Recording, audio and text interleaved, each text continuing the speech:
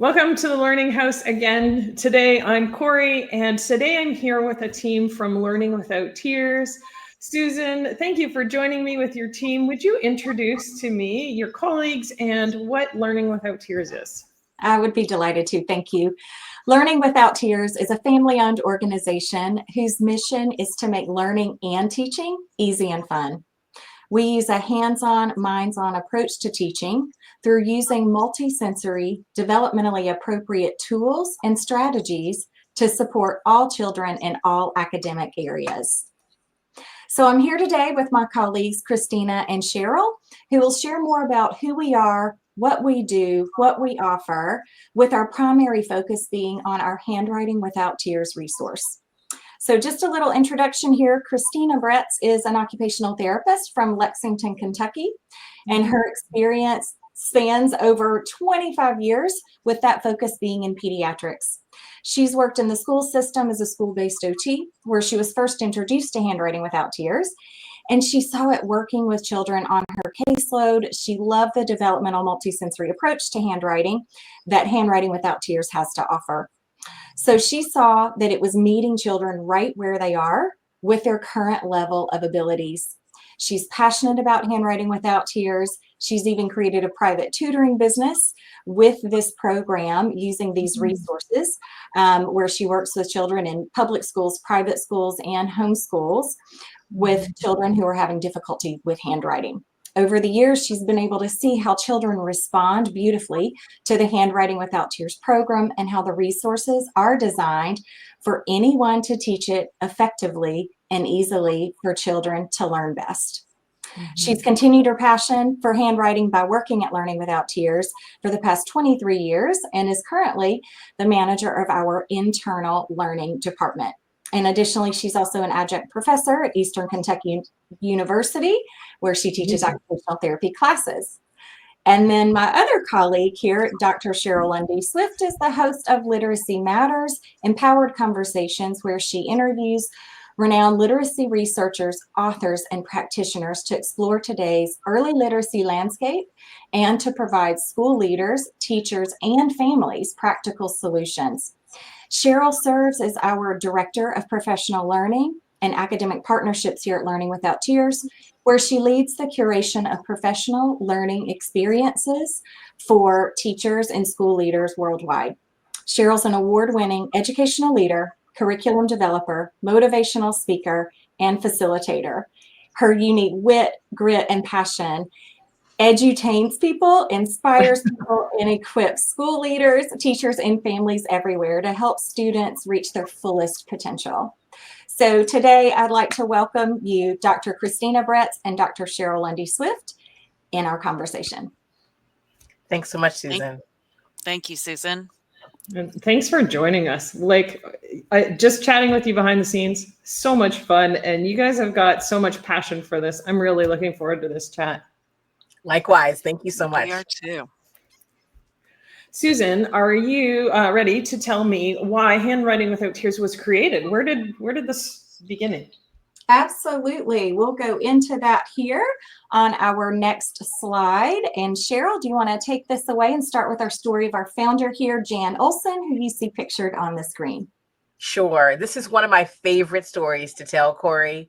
So as Susan mentioned, this is Jan Olson. So our company got started by a mom who happened to be an occupational therapist. So here goes the story. Her first grader, whose name was John, came home one day crying, bawling his eyes out, and said to his mom, "Mom, I have the worst handwriting in my entire class." So of course, Jan, being the mom, consoled him and said, "Well, let's really find out what's happening. Let me call your teacher." So she reaches out to the teacher and has a conversation, and the teacher confirms that, in fact, handwriting was not that great. But he was not alone. Of her 24 students, there was John and 3 other students whose handwriting was not kind of up to par. So, of course, as a mom, she asked the teacher, "Well, what are you going to do about it?" And the teacher basically said, I really didn't teach, didn't learn handwriting in college, and I don't know really what to do. So Jan, being an occupational therapist and a mom on a mission, basically did a lot of research and figured a way to really support her son, and called the teacher back and asked, hey, can I come in and work with my son for about 15 minutes a day?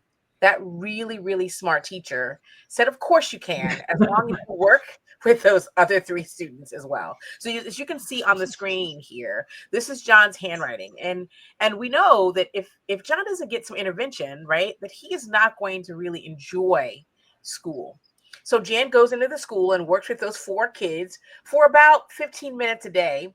And drum roll, please, this is what happens next. So just after again, working with her son and those other students for just 15 minutes a day, in a few short weeks, the handwriting got turned around. So I want you to know that we started, it was created because of a passion of a family member, of a parent, and her willingness to really give her expertise to make sure that John and his colleagues really learned to write. And so now we are an international company doing that very same thing, helping families make sure that, again, their children feel confident writing. That's such a neat story. And so many stories begin with a mom who said, we need something to change. I really love that. Homeschooling moms can so resonate with that. And we send this all across Canada. I remember in our early homeschool days, seeing a mom do a presentation at a local homeschool group and saying, this is what we've been using. It was kind of a show and tell night, and thinking, oh, this is a really neat resource that I'd never seen before. So, yeah, very popular and been used for a long time. So tell me, how important is handwriting to overall reading development? A lot of families are saying, we don't do cursive anymore. Is that important or is it not?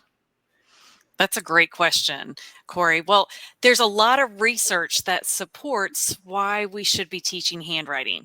So just look at this research on the screen. The delicate and precisely controlled movements involved in handwriting contribute to the brain's activation patterns related to learning. So not only is it handwriting helping children visually remembering letter symbols, but research has shown it is a powerful method through which all kinds of learning is taking place. So it's really, when that pencil is hitting the paper, there's a lot of senses that are activated because the children are seeing the letters that they're writing. They're hearing the sounds that we make while we're writing. So those sensory experiences are really helping to connect different parts of the brain and open up that brain for learning. Amazing. And you talked earlier about how this opens up success in all academic areas. We don't often think, what does it matter whether my handwriting's neat or not? It's so true, Corey. I mean, one thing is for sure, right? We know that written communication skills are closely tied to overall literacy and academic success for all students, no matter what grade level they're in. But I know that a lot of families may experience that their children are struggling with reading fluency and maybe even expressing their ideas and knowledge on paper. And it's such a big challenge for our kids. Like, there's a lot of things going on. Much better than me and can kind of articulate that better than me. But a lot of times we think, I want my kid to read, I want my kid to write, but there's so many mechanisms that they have to have in play in order to be able to do that. Definitely. And I think that's one of the things that when we look at handwriting, we know it's that secret to success for a child in all of their academic areas. And this research says learning to form letters by hand contributes to better reading and spelling, because we see that forming those letters by hand while learning sounds activates the reading circuits in the brain that promote literacy. That's huge. That is huge for our children. Neat. I love hearing this. Tell me, does this speak to what your primary goals are for families? What is it that we want the underlying outcome to be in teaching our kids? Well, our handwriting? primary goal really is to help children to write confidently. We want them to write automatically and fluently. So we use child-friendly language and multisensory activities and tools to help them develop their fine motor skills and learn to write letters effectively and efficiently so that they can write words and sentences and paragraphs. We teach developmentally and meet children right where they are so they can be successful. Learning to write letters automatically really does free up cognitive space so that children can focus on what they are writing, not just how to form letters.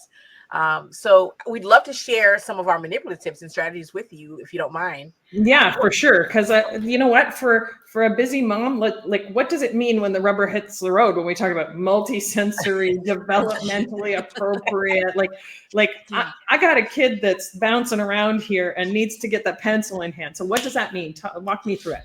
Sure. So what I want you to know when we're thinking about learning letters, right? We know that children learn that famous song, the ABC song, right? But they don't really necessarily, we don't necessarily do a great job of connecting those letters to what the actual symbol looks like.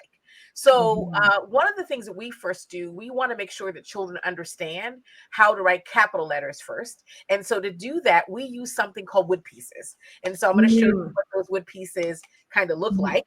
So we have 4 wood pieces. And again, those wood pieces are designed to teach capital letters and some numbers. And so we use, again, very simple child-friendly language. So let me introduce the wood pieces to you.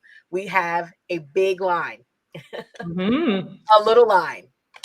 We have a big curve and a little curve. So just notice, I've just used 4 words: big, little, line, curve.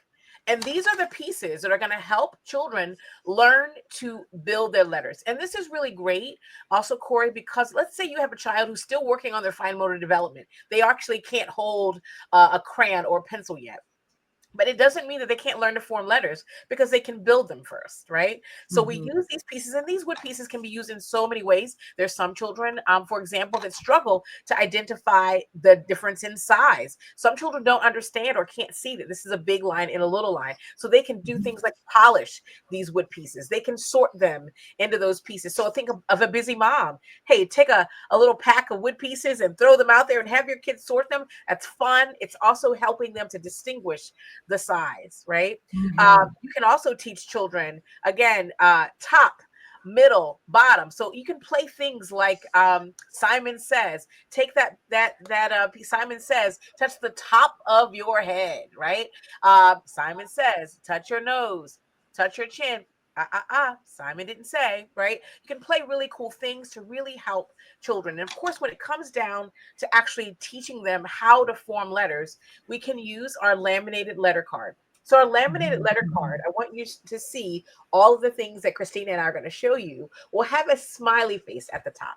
Well, one of the things that's really interesting about letters, so we know letters, it's a code system, right?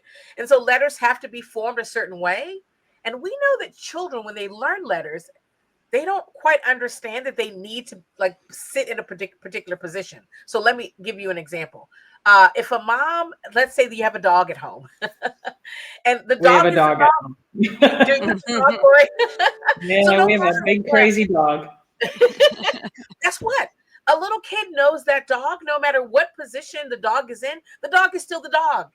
But we know that when we start to think about letters, that a lowercase d, if it's not in the right place, could be a lowercase b or a lowercase p or even maybe a lowercase q. So position matters.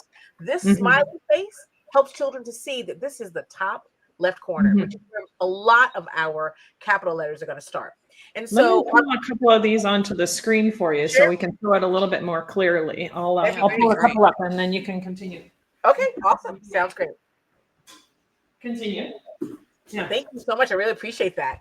So, so essentially what you'll see here is, again, so the wood pieces that I just held up are now on this document. This is really a great way for you to teach children to simply now kind of cover them up. And the way that if I were working with my child, I would want to like model first. That's a really great strategy that we have that students really or children really need to hear the parents say it. They really need to see the parent or family member do it as well. So I would say, watch me. And I would say, hi, Smiley. I get them to say hi so they know exactly, maybe even point, hi, Smiley. And then I would say, big line, big curve, right? And so obviously, what am I doing? I'm covering up that D, and then I would have the child. Maybe we do it one at a time. So, hey, let me go first. Hi, Smiley. You go next. Hi, Smiley. And then we build that letter together. And then I'd want that child to build that letter on their own. Other things that you'll see about this wonderful letter card, you'll see that we're also teaching children really wonderful other strategies. Like you'll see it has a duck on it, right? You see that duck. You see the D is actually, it actually is highlighted there. And then on the very back, if you want to turn that over for me, Corey, there are lots of cool little activities that you can also do to teach children. Again, you're always going to see the letter that comes first and the letter that comes after, but it's laminated, so you can have children use some kind of a marker that you can erase to circle things or to underline things. You can again begin to talk about the duck. You can do matching. Of course, you can then see it written, and then you can even see at the very bottom the lowercase letter as well. So lots of cool things that you can do as an activity at home. Again, it doesn't stop being useful when I've gotten more control than these big pieces accommodate. Oh yeah, and you know what, Corey? What you can also do, you can have kids build a big line with, little candies as well. That wouldn't be sad for them. Yeah, trace it with their fingers. All kinds of cool things that you can do with just that one thing there. Now you notice again, I want you to see that it also has a number on it. So it tells you this is the order I'm building it in. Big. Right. I see. This number right here. So once you kind of really use this tool, you want to now make it a little bit more challenging for students so that they can actually build the letter from memory. And so we have a blue mat. Do you happen to have the blue mat? I do have the blue mat. Okay, great. Now I'm going to use. I got my blue mat dirty on the way up here, so. Now, what I want you to go in the scratch and then at the end. And Corey, why don't you point to that smiley face, Corey? Because you know what it's going to do is it's going to remind us that's the top left, right? Where a lot of our letters will begin. Now, I'm going to do this using our magnetic board just so that it doesn't fall in place like it just did. Yeah. So notice, I'm going to say again, hi, smiley. I'm going to recommend that families. You do it first. Again, even though they may have done it really, really well with the laminated letter card, but you show them first again how to do it, right? And so you would build it. So why don't you build it with me, Corey? Great. So why don't you be the student, Corey, and I'll be the okay. parent. I'm listening. All right, great. So watch all eyes on me, and you know what? And let's say I've built it already, and now we're gonna do it together. So my turn. Hi, Smiley. Your turn. Hi, Smiley. Great. My turn. Big line. Your turn, Corey. Big line. Great. My turn. Big curve. Your turn. Big curve. Great. I might even say, ooh, Corey, do you know any words that begin with the letter D? Duck. Yes. Yes. Dog. Exactly. So again, another way to not only just think about how to build and write letters, but also now how to connect, again, other learning, so other words and sounds to that actual letter. Neat. So I love that. And I have one more thing to show you before I give it over to Christina. And this is our Stamp and See. I don't know. Do you happen to have the Stamp and See? It looks like I do. Okay, we'll pull it out. I do. We have all the toys here. Awesome. So I love that you have it. It comes in this really cool little pouch. When you open up the pouch, you'll see that it also has like big curves, little line, little curve. So the same pieces that I told you about earlier, are in here, except it's kind of like a magna doodle, right? If you've ever seen that, I'm going to show you kind of a couple of ways that you can use it. And yours is a lot brighter than mine. I've been using mine quite a bit. It looks a little dim, but it still works. I've had mine for years. Okay, great. So now what I want you to also know that you can also get these cool little cards that go right on top, so that you can do the same thing as the laminated letter card, but with the with these. See here again. Yes. The smiley at the top, right? So again, we're going to pretend that I've taught it to you already, and I want to do it together. Okay. So, so again, I could do it with this. You'll see the duck here as well, but I'm going to take mine off so you can just see what happens. All right. I believe I have those here as well. Okay. Yep. You got them. Yeah. Awesome. So you're going to need that in a minute, because Christina's going to use the roller dough in just a second. Okay. So watch me. So a lot of stuff. I'm going to do it. I didn't know we were going to have playtime.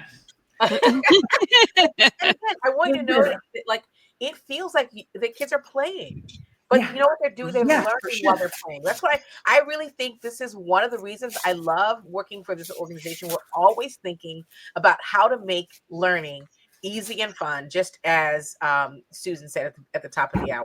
So listen, so I want you to see. So I'm going to say, hi, smiley, big line. I want you to do it. I want you to press it. Okay. Press it down. Yep. Good job. Good job, Corey. Now I'm going to take it up. What? And here we go. We've got a line going, right? Now I want you to grab, instead of grabbing the, we're going to build a different letter. I want you to grab your little curve, and I want you to start at the top, little curve, and I want you to press it. Great. What letter did we just make? That looks like a P. It's a P, absolutely. Now, guess what? You can take that little red piece on the side, and you're going to clear it.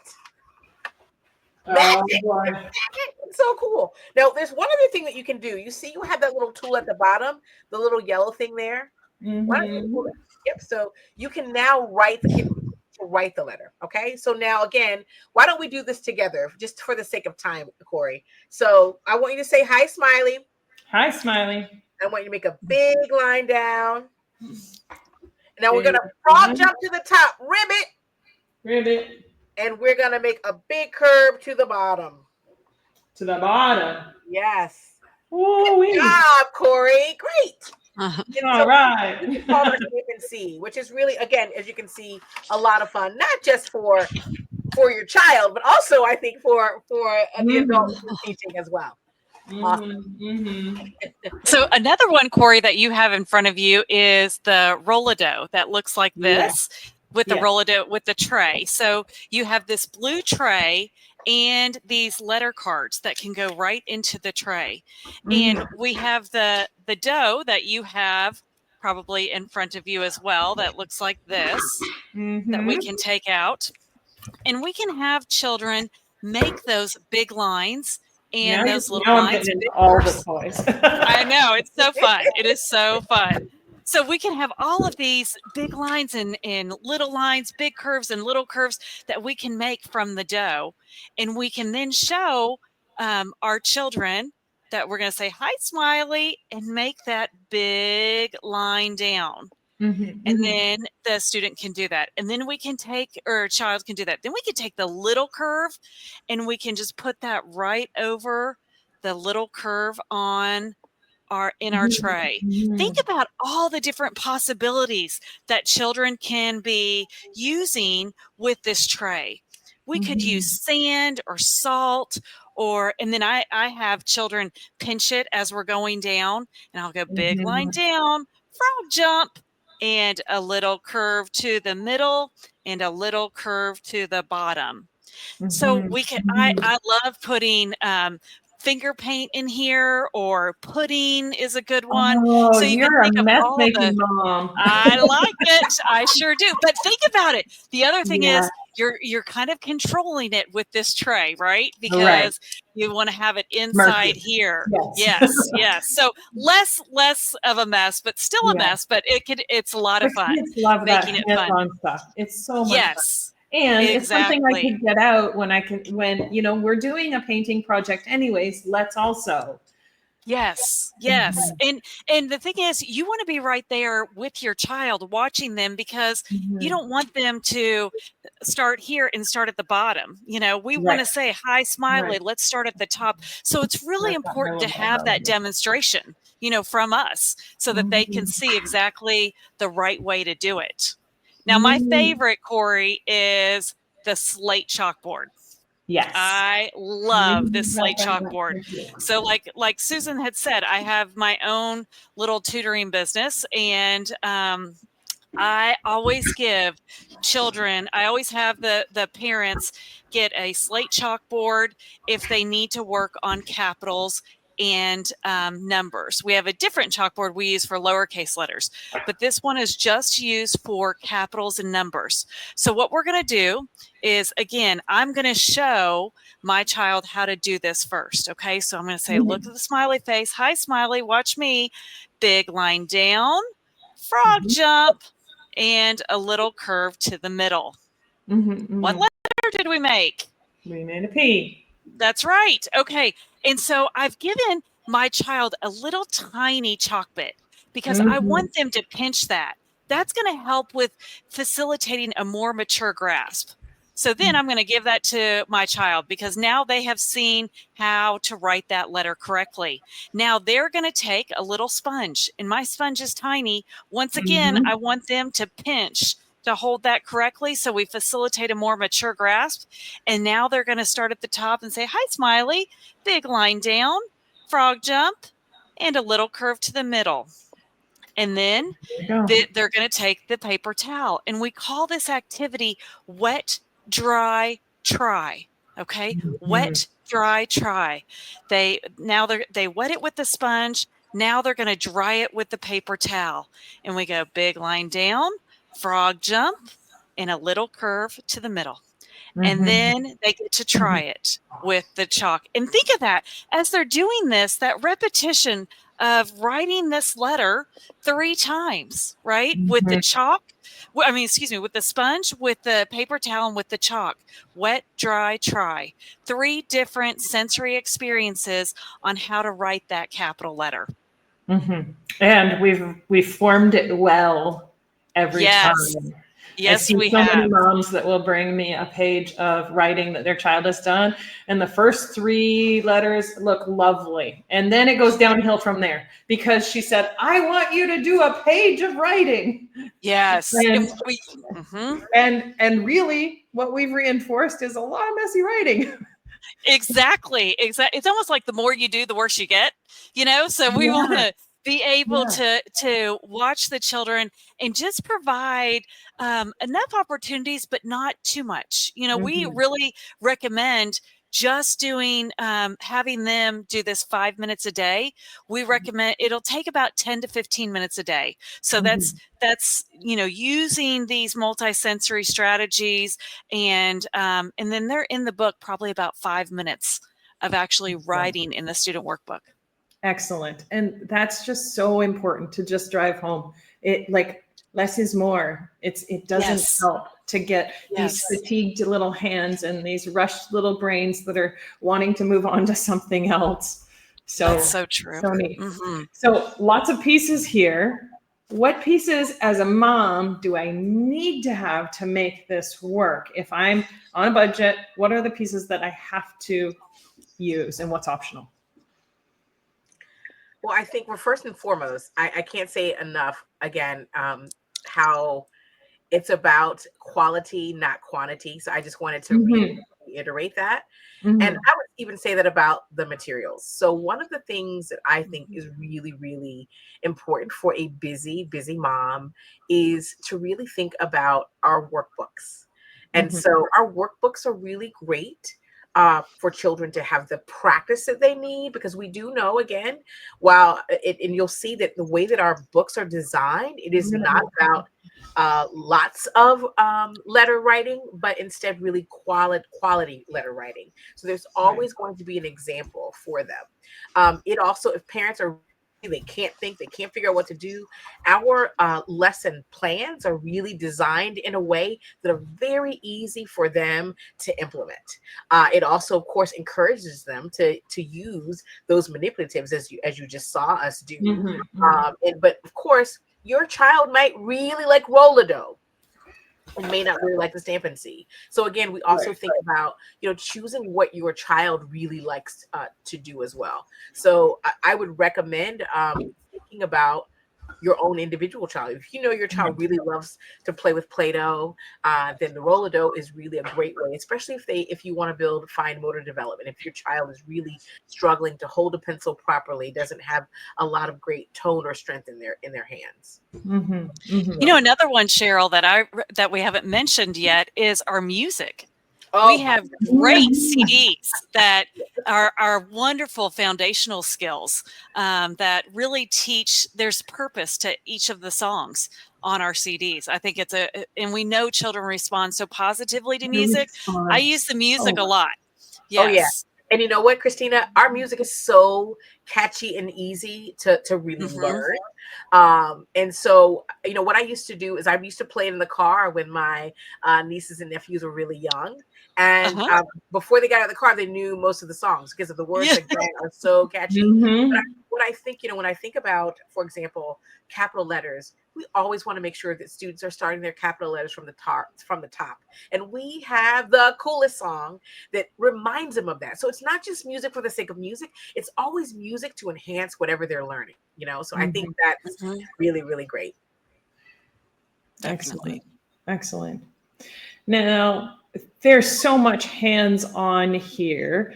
Does Learning Without Tears kind of cater to or fit into a particular educational philosophy or methodology? There's some stuff that I recognize that looks a lot like some different methods that I'm used to. So it's really interesting. I would say that we are agnostic in terms of any particular method. But what I can tell you we do, because we are research-based and we've been proven to work through a variety of studies. One of the things that you probably notice is that we do fit things like Montessori schools or Charlotte Mason, because we are hands-on. We provide ample opportunities for students practice. We really leverage those multi-sensory tools, and really it's a really great opportunity for students to be able to pause and review and reteach skills. We are aligned with children's nature to really want to learn. So when we think about really that curiosity that students have, we are really, really designed for that.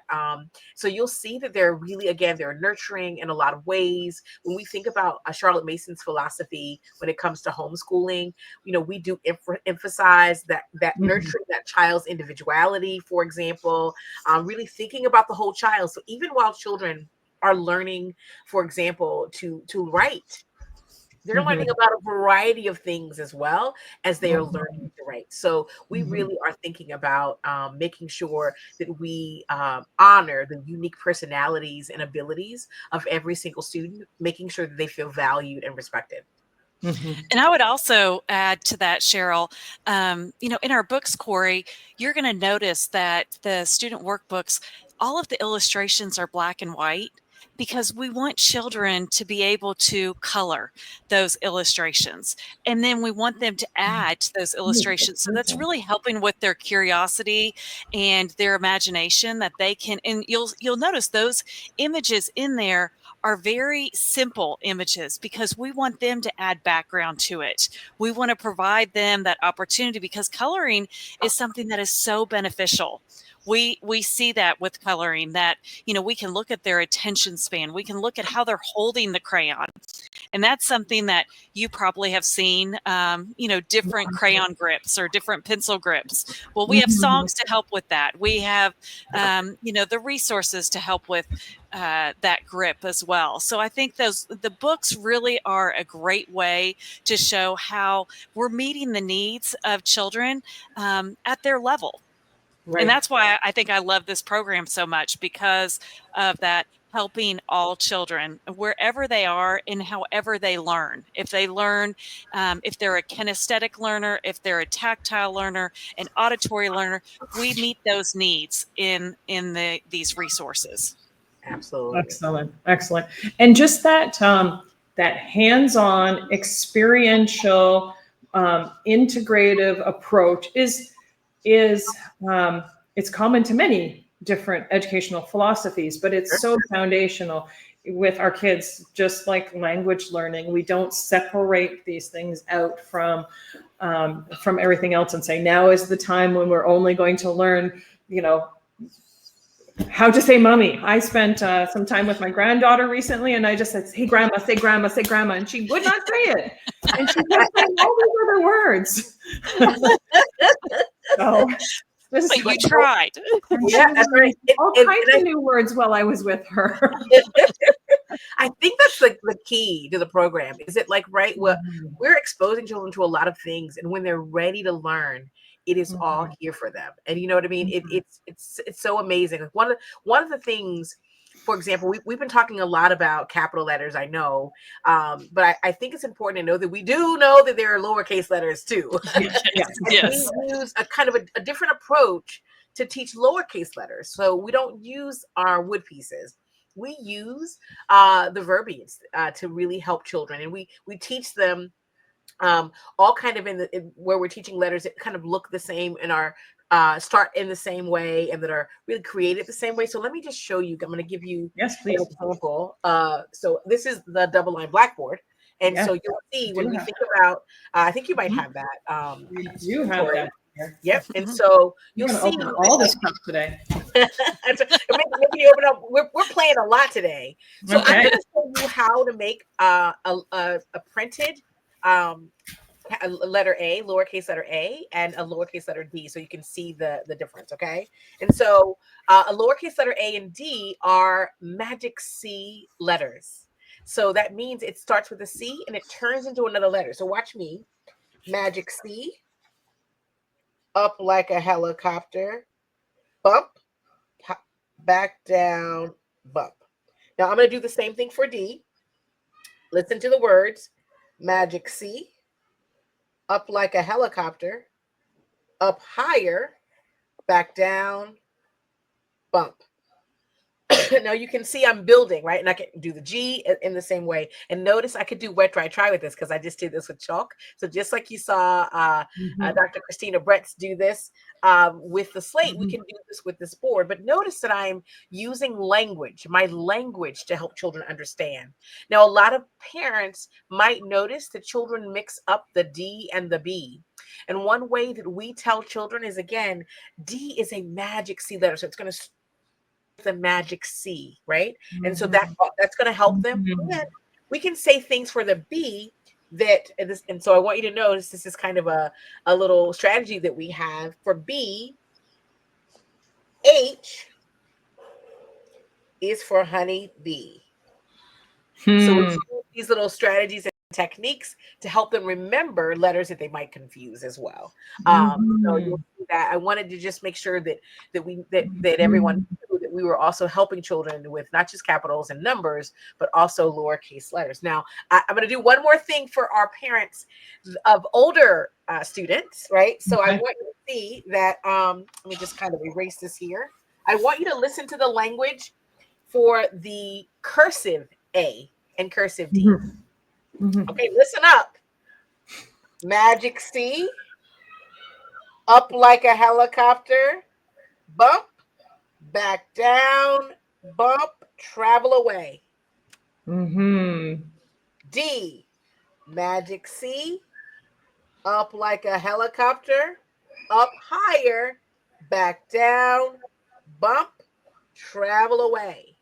So you'll even see that language as children get older. So think about a family member who has kindergarten, and as they move on up, they can now transition very easily to cursive. Neat. So thinking about like the B's and the D's, so many times moms say, they're mixing up B's and D's. Is this normal? Is this developmentally appropriate? Is this a problem? Do we have a bigger thing that we need to address? So 2 questions, I guess I'm kind of mixing together. Who is the ideal candidate for using handwriting without tears? And how do I use this with students who are struggling? That's a great question. Well, I think first of all, when you're talking about the B and D and that reversal, that is something a lot of times it's just that the child hasn't been taught how to write it correctly. So first of all, we need to teach them that explicit instruction, like Cheryl was saying earlier, that we need to show them, watch me, it's my turn, and then it'll be your turn, in doing that my turn, your turn, so that they can see that. Because we're starting this program as early as age 3. Right. And we go all the way up to basically adults if they want to use it. We have books in 6th grade, but we can use this for adults who want to learn cursive. And I think that's something that you're going to see. It's print through to 3rd grade, and then we're going to introduce our formal instruction of cursive starts in 3rd grade. We can do a general instruction of cursive with Kickstart Cursive at the end of 2nd grade too. So what is, I guess, revisiting that question, what's the normal progression of things for students? Yeah, like when or how do I use these materials with children who are struggling? Well, one of the things that you're going to notice, we are especially designed for students who have any kind of learning struggle, right? So number one, it's our developmental approach, our multi-sensory strategies that really promote success for all students. So we break things down, as you saw, into really simple, doable steps while using that child-friendly language, right? And within those teacher guides, right? Within those guides for families, we support parents to even modify and support children who might need those steps broken down even further so that it becomes more easy to teach and in fact easy to learn. So I think, finding the material, you'll see it within our actual guides. And if you want to pull any of them up, you'll see, Corey, that there's lots of strategies in there to help children who are struggling, right? So you can pull any of them. I maybe that Kickstart Kindergarten, sure, is fine. If you look in there, I'll pull mine up too. Wow, So this is so cool. it's colorful, it's beautiful. But if you just go to any of the letter pages, you're going to see that there's really, really cool things in there about, again, how to actually teach the letter, but also like you'll see there's a differentiation page. So if you need to remediate a particular skill, give kids practice, because also sometimes children might forget, right? So to go back and to be able to do that. So you'll see there's lots of cool things that are right there on the page. If a family member is saying, right, I don't know what to do, we provide all of those strategies for you. So it is really designed, and I think we do a really great job of making sure that students who are having difficulty with a particular letter or just learning in general, really helps. And I'll tell you, I think we start out really well with if you could pull out that readiness and writing program, that green book. That green book does a really nice job of giving children a readiness foundation. So not just really thinking about how to form letters, but really how to learn in general. So really giving them the foundation to help them learn to those important social emotional skills, to sit down and learn, how to get along with others. Those kinds of things are also kind of designed and built into the program as they're learning how to write letters and numbers and things of that sort. It's a great way, that readiness and writing, that's really where we look at our, that would be more of our JK students. And I think it's one to, it's going to help with those foundational skills. It's helping them understand those position words. Where's the top? Well, they need to know that when they are starting to write. So we're really providing those readiness or foundational skills in that JK year.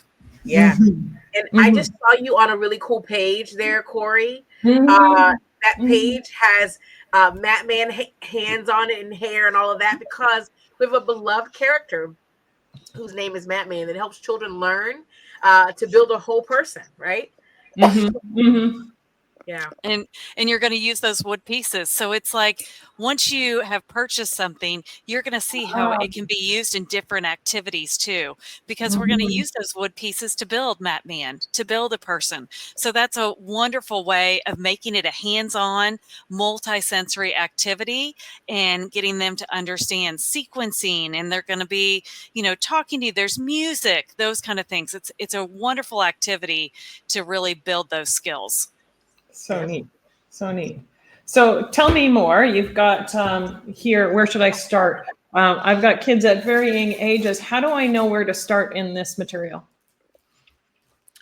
Well, I think the first thing is to think about your child, know your child's kind of age range, and you'll see we've really broken things down by grade band, and typically it's a good place to start. So if you have a child who's 3 or 4 or maybe an early 5, I think this is really a nice place to start, right here on the screen. Because again, as Christina mentioned, it has a lot of great foundational skills that are needed here. And then Christina, can you go to the next one? Yeah, so the next one, this one is our Kickstart Kindergarten. So this is more for our JK or junior kindergarten, more for our 4-year-olds or those early 5s that need some of that focusing in on our capitals first. We're going to spend more time on our capitals so that they can really understand how to do those letters before moving into our lowercase letters. Okay. And I like here, there's no grade levels on the children's books. Sometimes that's confusing for us. I love that you added grade levels onto the teacher guides to help us out as parents. Because sometimes it's a little bit confusing, but it's also nice to know that there's not a specific, this has to be done when you're 5, this has to be done when you're 3. Right. Yeah, because we want to meet them where they're developmentally are at, their current level of abilities. And some children may be in grade 1, but they need to be using a senior kindergarten book. And so that's where the letters and numbers for me comes in. And that's where we're really kind of going through the difference between this and the Kickstart Kindergarten, the purple book that I just showed, is that we're moving through those capitals a lot faster in this book and getting to our lowercase letters. And then we'll be working on, we go in that progression of letters, words, sentences. And numbers is in there too as we're going through this, but we're really going to first have them work on those letters. Those letters are going to turn into words, and then we're going to have those words, and then they're going to be writing sentences. Amazing. Neat. And I want you to notice that on that page where you are right now, that in addition to that, children can practice in those workbooks. But we also have something called building writers to give them more reinforcement and to really help them with their ideas. We also have journals, so which is really a great thing that families can use as you think about something that could be happening in the family, something to practice writing letters to family members and things of that sort. So that journal can really be used in a variety of ways to kind of start the day as well. And they use it a lot. Notebooks. Yeah, exactly. And I use it a lot I find out with the children, what's your hobbies? What do you like? And that's a great way to get them to write when they have something that they're passionate about and want to write about. So what about older learners, or starting with a child that is not going to fit into these grade levels? For example, many families come in and they say, my children have been in school for all of these years and they've never learned cursive. So what do I do with a family with an older child that wants to improve their handwriting, but they've never learned cursive? Well, this is so exciting. And I always love to share this little bit. My nephew, my husband and I raised his biological nephew, and I got him when he was 12, and his print was not great, to say the least. He has the right auntie. Yeah. Right, right. But, you know, as a new mom of this, like of my nephew, I didn't want to put too much on him. So I didn't really start with handwriting, right? I was trying to fix some other things that needed some support. And eventually he came to me as an 8th grader and said, can you teach me how to write in cursive? And of course, inside I was doing a happy dance, and outside I was like, Yeah. very calm, you know. And I've got to tell you, I used the 3rd grade material. He was none the wiser because, of course, his book didn't have a grade level on it. And I simply took a sticky note and put it over the grade level on my book, because we were obviously sitting side by side or across from one another, depending upon where we were setting up on that day. And so I've got to tell you, using that book allowed for me to teach him those kind of foundational skills and really support and understanding not only how to form those cursive letters, but also how to connect them. The practice right away, they don't just practice how to form the letter right away. We're getting them to really connect those letters right away. And I can tell you, he learned to write cursive really quickly. He was motivated because he was wanting to write a letter to a girl. So, you know, so that was motivation. And I've got to tell you, could she read his cursive? The other students, do they know the cursive? yeah, and well, that's the thing. And he got the girl, just so you know, Corey. Good job. What's really cool about it is his confidence level went up so much academically. He already had confidence in a lot of areas. He was very athletic, but from a classroom perspective, he didn't have that confidence. So his confidence went up. His teachers had noticed it for sure, and it was able. He says to this day, it was what helped him get through college. So because of course that cursive helped you to learn to write. So I want families to know that their students don't need to master print. Sometimes cursive gives children another do-over, if you will, another way to learn to write. And so my nephew's print is still not great, but his cursive is immaculate. It is beautiful. Makes him feel adult when he goes to sign a paper. He knows how to sign his name properly. So I recommend, and you know, as a principal, I had my 6th through 8th graders all use this curriculum at first. And of course, what I did, I added those other materials on after they got the first year kind of down. Then see that we moved on to cursive success, where they had more practice. And that 4th grade book is going to introduce the capital and the lowercase letter together. And so again, more practice, and then we can move on to 5th grade and even to 6th grade and beyond. So if there is an adult, if there is a parent, for example, who is like, I never learned to write in cursive, well, you know, they can certainly do that, and they can use the 3rd grade book, or they can use any of these books. And what I love about these books, the cursive and beyond, as well as the Can Do cursive, is that they're not just learning how to write in cursive. They are really reviewing things like grammar and Greek and Latin roots. They're really building fluency and learning how to personalize their cursive. Yeah. I think that's what's so cool about the grade levels, is that all of the handwriting books are written so children are exposed to grade level language, so that they're reading and writing words that are on their grade level, which is really a great, a great feature of these. Yeah. And Christina, you bring out such a great point, because when we think about children who might be struggling learning, they may, let's say, be behind in reading.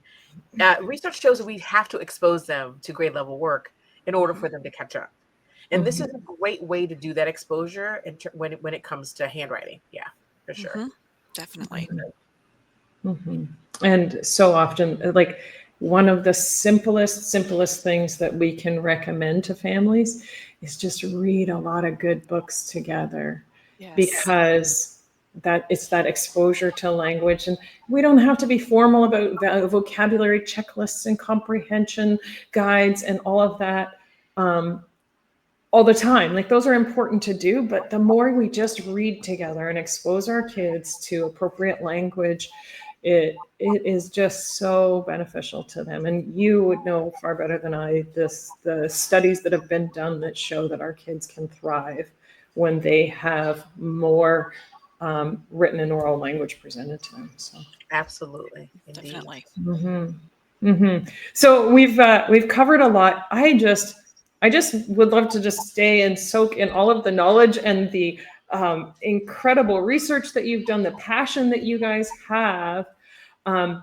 But can you leave me with some tips? What tips do you have for moms and dads who just want their children to thrive in their handwriting, their fine motor skills, and in that general academic success? What are some tips you have? Oh, that's a great one. Well, when we think about being able to, bring this to our children, we want to make sure that they are teaching it on a daily basis. That's a big tip, because that way it's just 10 to 15 minutes of instruction. And so once you do that, carve out that 10 to 15 minutes in the day. And the more you do that, the better the child is going to get at it, right? Because that practice is going to help. And so think about ways that you can incorporate that handwriting throughout the day. If you're having them write in a journal, or you're having them write a letter to grandma, and that can be in print or in cursive, or have them make grocery lists or gifts lists that they want. All of those things can really be helpful in just keeping that skill up and having them do that each day. So infuse it throughout the day. Look at, if you're doing this in the morning and then they go into science in the afternoon, we'll talk about, as they're writing something down for science, remember, you've got to start that letter at the top, or remember how this letter goes. That can be really helpful. And I think making it fun is huge. When I was a school-based OT, I would walk into a third grade classroom and the kids actually would jump up and down. I'm not kidding. They would jump up and down, and I was teaching them cursive. Yes, because we made it fun. And I think that's really a big thing about this program, is that we can, and the resources that we have, is to make it fun, and it's really easy to implement. Sure. I guess I just add two other things. Just make sure that you explicitly teach it. And in order for you to explicitly teach it, I want you to think about teaching everything, even grip, making sure that you're really being explicit on how to even teach them how to hold, a pen or a pencil. And that may mean, for the second tip, that you want to review how we form the letter. So, for example, you'll notice how I made the D on the board. I might not have learned to make the D that way, right? Yeah. So it's important. What we have done for sure is every letter that we have actually created and the way that we form them is the most efficient. So that may mean that you might need to relearn the letter as well. So that's something to kind of keep in mind, especially for cursive, because we have de-looped and made it easier for students to learn. Yeah. Yep. I do appreciate this, as we looked through the newer edition of these books, that you have incorporated those postures and that pencil grip for our students, because it's important. I remember being taught that when I was a kid: sit up straight, hold the paper this way, hold your pencil this way, turn the page. And it's important. And I think that we often take that for granted. It's so helpful for our kids to have that explicit information. Yeah, it's providing those foundational skills. That's what's going to set them up for success when they start, using the resources with Handwriting Without Tears. And it's very much that same kind of like an echo of a Montessori style. I do, then you do. So I will show you, then you do it. Yeah. Exactly.